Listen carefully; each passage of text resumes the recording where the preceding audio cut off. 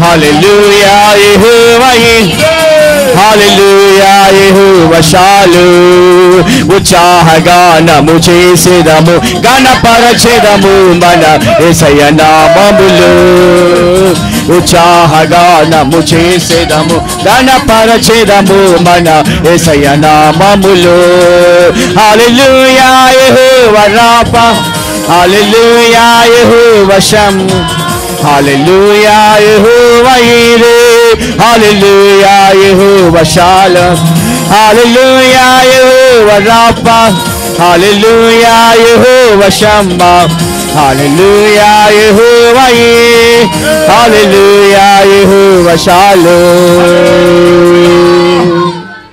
హల్లెలూయా. తుదకు ప్రభు యొక్క మహాశక్తిని బట్టి మనం ఏమై ఉండాలి? ఆయనలో బలవంతులం. చెప్పండి, మీరందరూ చెప్పండి. నేను బలవంతురాలను, నేను బలవంతుడిని. సైతాన్ నన్నేం చేయలేదు, నా రోగం నన్నేం చేయలేదు, నా సమస్య నన్నేం చేయలేదు, శత్రువు నన్నేమి చేయలేడు. అన్నిటి మీద నేనే జయం పొందుకుంటాను. రోజు దేవుని స్తోత్రం చేయలేదా? హల్లెలూయా. జయమునిచ్చు వానిని బట్టి సమస్తం చేయగలం, నాకు జయమిచ్చు వానిని బట్టి సమస్తం చేయగలం, బలమునిచ్చు వానిని బట్టి సమస్తం చేయగలం, నేను బలమిచ్చు వానిని బట్టి సమస్తం చేయగలం. హల్లెలూయా హల్లెలూయా హల్లెలూయా హల్లెలూయా హల్లెలూయా హల్లెలూయా హల్లెలూయా హల్లెలూయా. ఆత్మానిచ్చు వానిని బట్టి సమస్తం చేయగలం, నాకు ఆత్మానిచ్చు వానిని బట్టి సమస్తం చేయగలం. హల్లెలూయా హల్లెలూయా హల్లెలూయా. ఆమేన్. హల్లెలూయా హల్లెలూయా హల్లెలూయా హల్లెలూయా. ఆరో అధ్యాయం 11వ వచనం చదవండి దయచేసి. మీరు అపవాది తంత్రములను ఎదిరించుటకు శక్తిమంతుడగునట్లు. ఇప్పుడు అందరూ చెప్పండి, దేవుడిచ్చు సర్వాంగ కవచమును ధరించుకొనుడి. మూడో మాట, మనందరము దేవుడిచ్చే సర్వాంగ కవచము ధరించుకొందుముగాక. అంటే సర్వ అంటే అన్ని, అంగ అవయవాలు, కవచం అంటే మన శరీరంలో ఉన్న ప్రతి అవయవాన్ని కప్పేటటువంటి కవచాన్ని మనం ధరించుకోవాలి. హల్లెలూయా. అందరూ చెప్పాలి, ఏం ధరించుకోవాలి మనందరం? ఇది పరిశుద్ధుల యొక్క జీవితానికి పరిశుద్ధాత్మ దేవుడు ఇచ్చేటటువంటి హెచ్చరిక. మొదటి హెచ్చరిక ఏంటో చెప్పనా? బలవంతులయ్యుండుడి. అందరూ చెప్పండి, ఏమై ఉండాలి మనం? రెండో మాట చెప్పనా? ప్రభువుని బట్టి బలవంతులుగా ఉండాలి. లోక బలం కాదు, నోటి బలం ఉపయోగించమాకండి, ధన బలం ఉపయోగించమాకండి, కంట్ర బలం ఉపయోగించమాకండి, బుజ్జి బలం ఉపయోగించమని. నాకు ఎంతమంది ఉన్నారు, నాకు అంతమంది ఉన్నారు, నా చుట్టాలు ఎంతమంది ఉన్నారు, ఏ ప్రాలు ఎన్నో ఉన్నాయి, నా ప్రాలు అన్నీ ఉన్నాయి అని చెప్పమాకండి. అదంతా వ్యర్థమైంది. యేసు రక్తమే మనకు కావాల్సింది. ఏ బలం? తుదకు దేవుని శక్తిని బట్టి మనం ఏమై ఉండాలి? బలవంతులై ఉండాలి. లోకంలో బలం కాదు మనకి, దేవుని బలం మనకు కావాలి. అయితే మూడో విషయం, దేవుడిచ్చు సర్వాంగ కవచం ధరించుకోండి. అందరు చెప్పండి, ఏం ధరించుకోవాలి? సర్వాంగ కవచం. మీరు ఇంటికి వెళ్ళిన తర్వాత చదవండి. ఎఫెసీయులకు రాసిన పత్రిక 5వ అధ్యాయంలో ఆ కింద వరకు చదువుతూ ఉంటాం. నేను చక్కచక్క 12 విషయాలు చెప్తాను, ఒక్క 10 నిమిషాల్లో ముగించేస్తాను. మొదటి విషయం చెప్పండి, మనందరూ ఏమై ఉండాలి? బలవంతులై ఉండాలి. రెండోది, మన బలం ఎక్కడ ఉండాలి? దేవుడిచ్చే బలమై ఉండాలి. దేవునిలో మనం బలవంతులుగా ఉండాలి. ఇక మూడో విషయం, పరిశుద్ధులకు మూడవ హెచ్చరిక ఏంటంటే సర్వాంగ కవచాన్ని. చెప్పండి చెప్పండి, మీరందరూ చెప్పాలి. సర్వాంగ కవచాన్ని. మన మాజీ ప్రధానమంత్రి గారిని, ఆయన కాపలా కాసే వ్యక్తిని తుపాకీతో కాల్చి చంపేశారు. కారణం ఏంటో చెప్పమంటారా? ఆమె ఎప్పుడు కూడా చక్కగా కవచాన్ని ధరించుకుని బయటకు వచ్చేవారట. అయితే ఆ రోజు ఆమె పుట్టినరోజు, అనుకోకుండా అనుకోని సమయంలో మరి ఆమె బయటికి రావటం, ఆమె కవచాలు ధరించుకోకుండా బయటకు వచ్చింది. అప్పుడే శత్రువు, పన్నాగం పన్నిన శత్రువు అప్పుడే ఆమెను గురి చూచి కొట్టి చంపేశాడు. ఆమెన్. ఏమండోయ్ నా మాట మీరు అందరూ వినాలి. మనందరం సర్వాంగ కవచం ధరించుకుందుముగాక. లేకపోతే మనందరం సైతానికి హిట్ లిస్ట్లో ఉన్నాం. హిట్ లిస్ట్ అంటే you are the first person. The సైతాన్ want to shoot you and she want to kill you. We are in the hit list. Pastor గారు, జోయల్ గారు ఇంత ఆరాధన చేస్తారా, షూట్ చేసేస్తానంటది. పాస్టర్ కృపారావు గారు ఏంటో చెప్తున్నాడు, షూట్ చేసి పారేయాలంటాడు. ఏంటి వేసిపోతాం గారు బాగా పాట పడుతుంది, షూట్ చేసి పారేయాలంటాడు. సువార్తవాణి గారు అంటే అంతా నేనే ముందు అంటది, షూట్ చేసి పారేస్తాను అంటది. సుసనమ్మ గారు అంటే అంత దూరం నుంచి వచ్చింది, షూట్ చేసి పారేస్తాను అంటది. రాణిమ్మ గారు రెజిస్టర్ రాని అక్కడ ఉంది, కొంచెం పల్లి నుంచి వచ్చావు నువ్వు, షూట్ చేసి పారేస్తాను. You are in the hit list. We are in the hit list. ఎవరు హిట్ లిస్టు? ఆయన రెడ్ బుక్ అన్నాడు, ఇదేమో హిట్ లిస్ట్ అంటుంది. నేను అంటాను నా యేసయ్య కవచం నాకుంది. తప్పలు కొట్టండి. భయము లేదు, దిగులు లేదు జీవిత యాత్రలో. సాతానానికి టాటా అన్నాడు. సాతానానికి టాటా, అపవాదినికి టాటా, దుష్టుడానికి టాటా, దుర్మార్గుడానికి టాటా, బంధించేవాడానికి టాటా. అన్నిటి మీద మాకు జయమే, అన్నిటి మీద నాకు విజయమే. నాకు సర్వాంగ కవచం ఉంది. మనం బలవంతులుగా ఉండే భూలోకంలో నువ్వు దేనికి భయపడి మాకు. రెండోది, ఎందుకు బలవంతులుగా ఉండాలంటే ప్రభువుని బట్టి మనం బలవంతులుగా ఉండాలి. మూడో మాట ఏంటంటే దేవుడిచ్చే సర్వాంగ కవచం ధరించుకోవాలి. మూడో మాట చెప్తాను వినండి. ఎఫెసీయులకు రాసిన పత్రిక 6వ అధ్యాయం 13, 14 రెండు మాటలు చెప్పండి.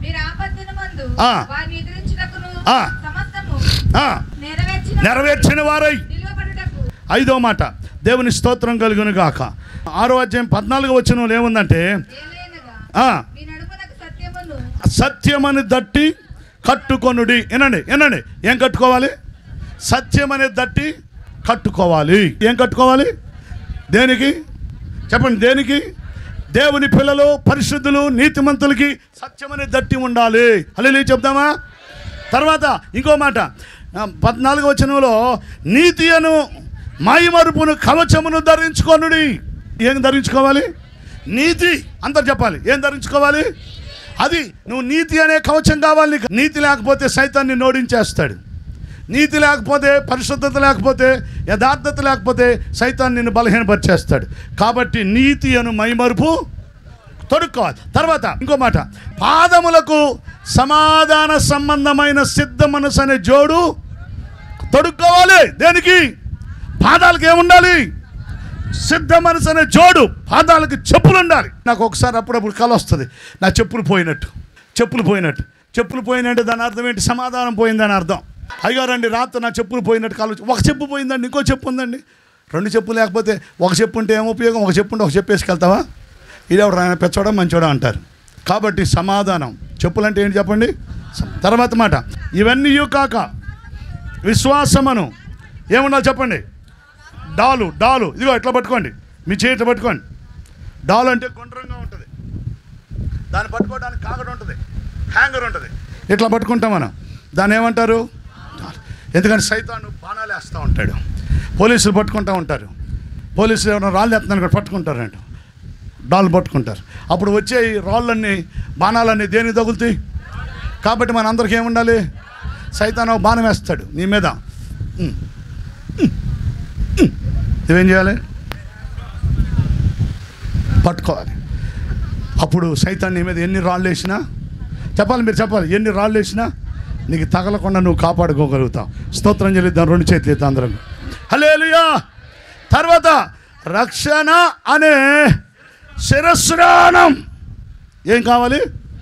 తల మీద రక్షణ అనే శిరస్నానం కావాలి, తల మీద.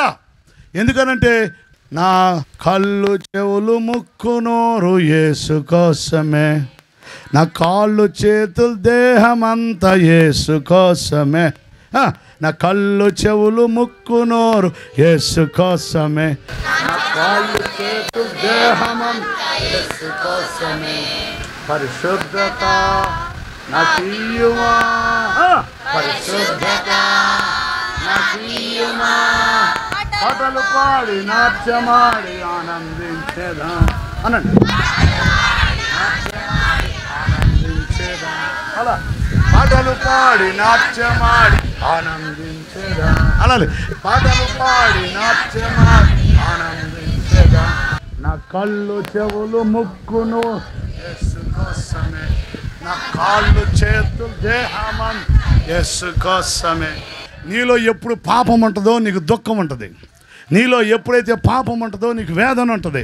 నీలో ఎప్పుడైతే పాపం ఉంటుందో నీకు ఆవేదన ఉంటుంది. సంతోషంగా ఉండలేవు, ఆనందంగా ఉండలేవు, ఉల్లాసంగా ఉండలేవు, సమాధానంగా ఉండలేవు. హల్లెలూయా. నీ కళ్ళు చెవులు ముక్కు నోరు యేసు కోసం కాబట్టి రక్షణ అనే శిరస్నానమును ధరించుకొందువుగాక. కాబట్టి పరలోకమానికి యాత్ర చేసే వాళ్ళకి ఏముండాలి? తలకు శిరస్నానం ఉండాలి, తలను కప్పే హెల్మెట్ ఉండాలి. అప్పుడు కళ్ళు చెవులు ముక్కు నోరు అన్ని యేసయ్య శోధనలు ఉంటాయి. చప్పలు కొట్టడానికి గట్టిగా అందరూ ఒకసారి. లేదనుకో, నీ మీద హెల్మెట్ లేదనుకో, ఈ కన్నీడు చూస్తూ ఉంటుంది, ఈ కన్నీడు చూస్తూ ఉంటుంది. వంకర బుద్ధి వస్తుంది, వంకర చూపు వస్తుంది. ఆ చూపు ఆ బుద్ధి మన బతుకంతా వంకర బతుకు అయిపోద్ది. మన బతుకు వంకర బతుకు అయిందనుకోండి, యేసు నామములో అంత వ్యర్థమే అయిపోద్ది. యేసు రక్తమే. హల్లెలూయా చెప్దామా? పరిశుద్ధులకి 12 లక్షణాలు చెప్పండి. పరిశుద్ధుల యొక్క మొదటి లక్షణం ఏంటి? బలవంతులుగా ఉండాలి. రెండో విషయం ఏంటి? ప్రభువులో. మూడో విషయం ఏంటి? సర్వాంగ కవచం ధరించుకోవాలి. నాలుగో విషయం ఏంటి? నడుమునకు సత్యమైన తట్టు. ఐదవ విషయం ఏంటి? నీతి అనే మైమరుపు. మైమరుపు అంటే ఇదిగో ఈ మెడ నుండి ఇక్కడ దాకా ఉదరం దాకా కప్పి ఉండేది, నీ గుండెని కప్పేది, నీ హృదయాన్ని కప్పేది. గుండె నిండా యేసు ఉండాలి. హృదయం అన్నిటికంటే మోసకరమైనది, అది ఘోరమైన. కాబట్టి ఈ వ్యాధి మన నుండి తొలగిపోవాలంటే ఈ మైమరుపు ఉండాలి మనకి. ఆమేన్. ఇక చేతిలో ఏముండాలి? విశ్వాసం అనే డాలు. ఈ డాలు పట్టుకుంటే సైతాను ఏ బాణం వేసినా మనల్ని ఏమండి, అవునా కాదా? హల్లెలూయా. విషపురుగులు మనం ఏం చేయలేవు, ఎందుకంటే కవచం మనకు ఉంటుంది కాబట్టి. నువ్వు కూడా దేవుడి సర్వంగా కవచాన్ని వేసుకుంటే సైతాను మనల్ని ఆఖరిగా మరొక మాట చెప్పమంటారా? ఏంటండి? ఆత్మ ఖడ్గం. చేతిలో ఖడ్గం ఉండాలండి. పొలం వెళ్ళేవాడికి కత్తి కర్ర ఉండాలి. చెప్పండి, ఏముండాలి? కర్ర ఎందుకు ఉండాలి? కత్తి ఎందుకు ఉండాలి? కొయ్యటానికి. కర్ర ఎందుకు ఉండాలి? అందుకే గాఢాంధకారపు లోయలలో నేను సంచరించిన ఈ అపాయం భయపడిని దుడ్డు కర్రని దండము నన్ను గట్టిగా అందరం ఒకసారి హల్లెలూయా స్తోత్రం చెబుదామా. ఇంకొక ఆఖరి మాట, ఆత్మ వలన ప్రతి సమయమందును ప్రతి విధమైన ప్రార్థన విజ్ఞాపనలు చేయుచు ఆ విషయమై సమస్త పరిశుద్ధుల నిమిత్తం పూర్ణమైన విజ్ఞాపన చెయ్యాలి. హల్లెలూయా చెప్దామా. ఆఖరిగా 12వ లక్షణం ఏంటంటే ప్రార్థన విజ్ఞాపన చేయవలెను. ఎన్ని చెప్పానమ్మా చెప్పండి? 12. ఎఫెసీయులకు రాసిన పత్రిక 6వ అధ్యాయం నుండి ఆఖరి వచనం దా చదువుకోండి. పరిశుద్ధులకి కావలసిన 12 లక్షణాలు. నువ్వు పరిశుద్ధుడు అయితే అనగా క్రీస్తు రక్తములో నువ్వు కడగబడితే, క్రీస్తు రక్తములో కడగబడిన వారమైతే ఈ 12 లక్షణాలు కలిగి జీవించుదముగాక. ప్రభువా, నేను నీలో నిలిచి ఈ లక్షణాలన్నీ కలిగి నీ కొరకు బ్రతుకుదును గాక. దేవా, నీ కవచాన్ని కలిగి నేను నూతన సంవత్సరాన్ని ఎదుర్కొందును గాక. హల్లెలూయా. ప్రభువా, నీలో జీవించుట కృపా బాహుల్యమే నాయడ కృపా బాహుల్యమే. రెండు చేతులు పైకి ఎత్తుదాం. కృపా బాహుల్యమే నాయడ కృపా బాహుల్యమే. ప్రభువా, నీలో పెంచుట, ప్రభువా నీలో జీవించుట కృపా బాహుల్యమే నాయడ కృపా కృపా బాహుల్యమే నాయడ కృపా అందరు ఆత్మతో పాడు. ప్రభువా నీలో జీవించుట, ప్రభువా నీలో జీవించుట కృపా బాహుల్యమే నాయన కృపా చప్పలు కొడతాం గట్టిగా అందరం కూడా కృపా బాహుల్యమే నాయన కృపా బాహుల్యమే కృపా బాహుల్యమే నాయన కృపా బాహుల్యమే ప్రభువా నీలో జీవించుట పాప నియమమును బహు దూరముగా చేసి పాప నియమమును బహు దూరముగా చేసి పావనాత్మనితో పరిపూర్ణులమై పావనాత్మనితో పరిపూర్ణులమై పాద పద్మము హత్తుకొనేదను పాద పద్మము హత్తుకొనేదను ప్రభువా నీలో జీవించుట ప్రభువా నీలో జీవించుట కృపా బాహుల్యమే నాయన కృపా బాహుల్యమే ఆమేన్ కృపా బాహుల్యమే నాయన కృపా బాహుల్యమే ప్రభువా నీలో రెండు చేతులు పైకెత్తుదా జీవించుట ప్రభువా నీలో జీవించుట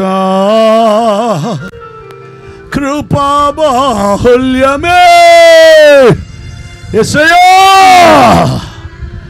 నీ వలన బలం నీ ఆత్మిచ్చే శక్తి నీవిచ్చిన సర్వాంగ కవచం సత్యమనే తట్టు నీతి అనే మైవర్పు హల్లెలూయా రక్షణ అనే శిరస్త్రాణం పాదములకు సమాధాన సంబంధమైన సిద్ధ మనసు అనే జోడే కట్టుకున్న వారమై ప్రార్థన అనే విశ్వాసం అనే డాలు ప్రార్థన అనే ఖడ్గం వాక్యం అనే రెండంచులు కలిగిన ఖడ్గం ప్రార్థన ఖడ్గముతో నీ కొరకు మేము జీవించుదుము గాక మా విశ్వాసపు పయనమును కొనసాగించుదుము గాక ఆత్మలో మమ్ములను బలపరచుదురు గాక దేవానికి స్తోత్రము స్తోత్రము స్తోత్రము నాయన పరమ తండ్రి గొప్ప దేవుడువు నాయన నీకు లెక్కలేని వందనాలు స్తోత్రములు ప్రభువా ఇదిగో కనికరము కలిగిన మా యేసయ్యా నీకు స్తోత్రములు నాయన ఇదిగో ప్రభువా గడిచిన కాలమంతయు నీ రెక్కల నీడలో భద్రపరిచి మమ్మలు సజీవులుగా ఉంచి మరలా మా యొక్క ఆత్మీయ తండ్రి ఈ యొక్క ప్రాంగణములోనికి మా యొక్క నాయన తల్లి సంగమునకు అయ్యా ప్రాంతములు అన్నీ గ్రామముల నుండి నీ బిడ్డలందరినీ కూడా ఈ ప్రాంతంలో ఈ యొక్క మందిరములోనికి తీసుకొచ్చినందుకు ప్రభువా నీకు లెక్కలేని వందనాలు స్తుతులు స్తోత్రములు ప్రభువా మహాగణుడా పరిశుద్ధుడా ప్రేమ కలిగిన నా యేసయ్యా నీ ప్రేమ ఎంతో ఉన్నతమైనది ప్రభువా నీకు వందనాలు నాయన అయ్యా నీకు స్తోత్రములు స్తోత్రములు అయ్యా యొక్క ఆఖరి నెలలో నాయన సంఘమందరూ అనేక ప్రాంతముల నుండి వారి యొక్క ప్రయాణములో నీ కాపుదల నీ దయ నీ సన్నిధిని వారితో ఉంచి మీరు నడిపించిన విధానమును బట్టి నీకు వందనాలు స్వామి నీకు స్తోత్రములు నాయన ఈ విధముగా నాయన మా యొక్క జీవిత పర్యంతరము ఈ విధమైన కూడికలు జరుపుకుంటూ ప్రభువా తరతరములు యుగ యుగములు నాయన నీ రాకడ వరకు నీ కాపుదలను మాకు దయచేయమని చేయమని నీ పాదములు పట్టి బ్రతిములాడుతున్నాము. నీ రాకడ పర్యంతం మీ మీదగా మీ దాసులు నాయన ఇది కొనసాగించటానికి మీరు సహాయమును దయచేయండి. యేసయ్యా నీకు వందనాలు. మరి ముఖ్యముగా నాయన ఈ స్థలములో నాడు ఆత్మీయ తండ్రివి వేసిన పునాదులు ప్రభువా, ఆత్మీయ తల్లి కార్చిన కన్నీరు ఇదిగో మరలా మీ దాసులు నాయన ఈ విధముగా ప్రయాసపడుతున్నారు నాయన. ఎంతో ఈ ప్రయాస నాయన భారము కలిగినది ప్రభువా, నీకు వందనాలు. అయ్యా అమ్మగారిని అయ్యగారిని మీరు జ్ఞాపకం చేసుకోండి. ఆ కుటుంబము చుట్టూ నీ కంచెని వేయండి ప్రభువా. నీ కాపుదలను మీరు దయచేయండి నాయన. ప్రతి ఒక్కను నాయన ఆ యొక్క బిడ్డలను 5గురిని మీరు జ్ఞాపకం చేసుకోండి. మొట్టమొదటిగా జాయిని మీరు దర్శించండి ప్రభువా. ఆమె ప్రయత్నము మీరు ఎరిగి ఉన్న దేవుడువు నాయన. ఆమెకి నాయన మంచి విజయమును మీరు దయచేయండి. ఆమె పట్లని బలమైన కార్యమును మీరు చెయ్యండి నాయన. ఓ బిడ్డకు మంచి సీటును పొందుకుని విజయవంతముగా నాయన చదువు నాయన పూర్తి చేసుకోవటానికి మీరు మీ సహాయమును మీరు అనుగ్రహించండి ప్రభువా. నీకు వందనాలు అయ్యా. జాషువాను దర్శించండి. మంచి ఆయుధం వల్లే మీరు సిద్ధపరచండి ప్రభువా. నీ బిడ్డను మీరు బలముగా వాడుకోండి. గ్రేస్ని మీరు దర్శించండి. ప్రతి ఒక్కరిని ఒక్కొక్క ఆయుధం 5గురు బిడ్డల్ని కూడా మీరే నాయన నీ నామములో తీర్చిదిద్దమని నీ పాదములు పట్టి బ్రతిమలాడుతున్నాను ప్రభువా. నీ వందనాలు. బ్లెస్సీని తండ్రి శారోని మీరు జ్ఞాపకం కోండి అయ్యా. ఆ యొక్క అమెరికా దేశంలో శారోన్ అమ్మగారు నీ పనిలో పాలు పొందుతున్నారు. అలాంటి స్థితిని శారోనుకు మీరు దయచేయండి ప్రభువా. నీకు వందనాలు. చంటి బిడ్డ నాయన రక్షించబడింది ప్రభువా. నీకు వందనాలు. నిన్ను గుర్తించి నాయన నీ యొక్క మహిమను ఆమె తెలుసుకున్నదేమో చిన్న వయసులోనే ప్రభువా. దీర్ఘాయుష్ను మీరు దయచేయండి నాయన. నీకు వందనాలు ప్రభువా. అయ్యా ఈ పరిచర్య వెనకాల మీ దాసులకి ఎంతో భారము నాయన. ప్రతి ఒక్క అవసరత మీ నామములో తీర్చండి. కావలసిన ప్రతి అవసరత మీరు సహాయము చెయ్యండి దేవా. నీకు వందనాలు. ఇదిగో ఇక్కడ మందిరముకు పునాదులు వేయబడటానికి మీరు సహాయము చెయ్యండి. విస్తారమైన మందిరమును మీరు నిర్మాణము చెయ్యండి అయ్యా. అద్భుతమైన కార్యమును మీరు జరిగించండి ప్రభువా. నీకు వందనాలు. ఓ ప్రతి ఒక్క నాయన పని వెనకాల మీ హస్తము తోడై ఉంచండి ప్రభువా. నీకు స్తోత్రములు నాయన. ఈ విధముగా మా సంఘములన్నీ నీ రాకడ పర్యంతము కొనసాగటానికి మీరు సహాయము చేయండి ఈరోజు ప్రభువా. నాయన నీకు వందనాలు. ఈ విధముగా నీ మందిరములో మేమున్నామంటే ఇదంతా నీ కాపుదల, నీ దయ, నీ కరుణ, నీ ప్రేమ, నీ వాత్సల్యత ప్రభువా. నీకు వందనాలు నాయన. నీకు స్తోత్రములు ప్రభువా. ఇదిగో మరి ముఖ్యముగా నాయన మంచి వాతావరణమును మీరు దయచేయండి అయ్యా. తండ్రి నీకు వందనాలు. వ్యవసాయదారుడు ఎంతో వేదన పడుతున్నారు ప్రభువా. దయతో మీరు జ్ఞాపకం చేసుకోండి నాయన. వర్షమును మీరు బంధించండి స్వామి. నీకు వందనాలు. గాలిని మీరు గద్దించండి నాయన. నీకు స్తోత్రములు నాయన. మంచి వాతావరణమును మీరు దయచేసి నీ నామముకు మహిమ తెచ్చుకో ప్రభువా. ఈరోజు నాయన నా యొక్క బిడ్డకి నాయన రాళ్ళకి ఇచ్చిన ఆరోగ్యమును బట్టి వందనాలు. నీ మందిరములోకి రాలేమేమో అని మేము భయపడ్డాము, కానీ నీవు వాగ్దానము చేసిన వాడివి, నమ్మదగిన దేవుడివి. నీవెవ్వరిని విడిచిపెట్టే దేవుడివి కాదయ్యా.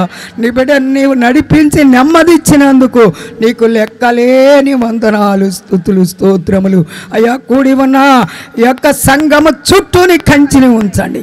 నీ కాపుదల, నీ దయ మాకు తోడుగా ఉంచి ఈ కూడికిని జయకరముగా జరిగించమని దీనురాలన ప్రభువా నా ప్రార్థన ఆలకించి ప్రతిఫలము దయచేయమని. ఈ ప్రాంగణం అంతా నీ వెలుగు ప్రసరింపబడును గాక. ఈ స్థలమంతయు నీ యొక్క అగ్ని కణములు మండును గాక. యొక్క ఆత్మ కార్యము జరిగించబడును గాక. నీ ఆత్మాభిషేకము ఈ స్థలములో గుమ్మరించబడును గాక. నీకు వందనాలు. ఆత్మీయ తల్లికి మంచి ఆరోగ్యమును దయచేయండి.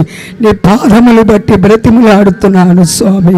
ఈ దీనురాలన ప్రభువా నా ప్రార్థన ఆలకించి ప్రతిఫలము దయచేయమని యేసు పరిశుద్ధ నామమున అడిగి వేడుకొనుచున్నాను నా పరమ తండ్రి. ఆమేన్. హల్లెలూయా.